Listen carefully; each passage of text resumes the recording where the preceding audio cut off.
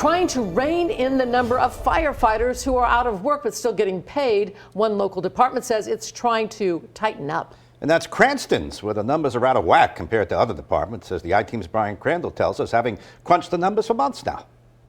A dangerous, strenuous job that can sometimes send firefighters to the sidelines with injuries.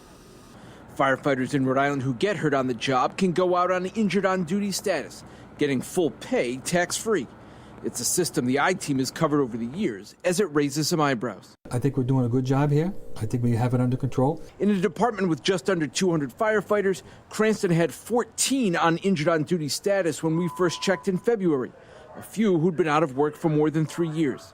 And it was costing the city of Cranston more than $31,000 per week, paying overtime to other firefighters to backfill those 14 positions. The list of firefighters out of work at the time was somewhat top-heavy, including 2 deputy chiefs, a battalion chief, and 4 captains. Do you have a concern about that, or does that say anything to you? No, because when they get hurt, they get hurt. I mean, a lot of them have been long-term. By April, the number of Cranston firefighters on IOD was down to 10. In early August, it was 12, 2 of them after their ambulance was hit by a car.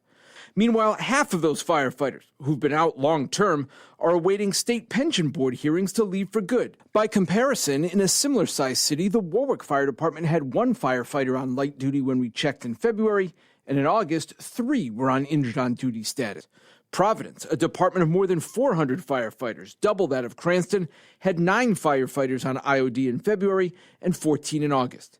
Chief Robert Ryan has been a Cranston firefighter for more than 35 years and took the top job earlier this year. You don't have any concerns with the numbers of people who are out or that they may be playing the system? I don't think these people are playing the system because, like I say, I can't get into the HIPAA, so I know why they're out, okay? And I wish them well. I mean, I hope they can come back, but some of them probably won't be coming back. Cranston Firefighters Union President Armin Niket declined an on-camera interview, but likewise told me he doesn't think people are trying to abuse the system. And he argues Cranston's numbers are skewed compared to Providence and Warwick, because unlike those cities, Cranston firefighters seeking a disability pension have to go to a state board. A board he says is backlogged, meaning his firefighters seeking a disability pension are waiting longer on IOD instead of retiring. The spokeswoman for the state treasurer's office disputes that the state retirement board is backlogged, though she says the process can take up to 8 months. And she points out to me 5 of the 9 current cases they're looking at are from Cranston firefighters. Meanwhile, Cranston's number of firefighters who are out has dropped significantly in recent years. It was 26 back in 2021 in the wake of the pandemic. I see a huge difference from 2021 to where it is now.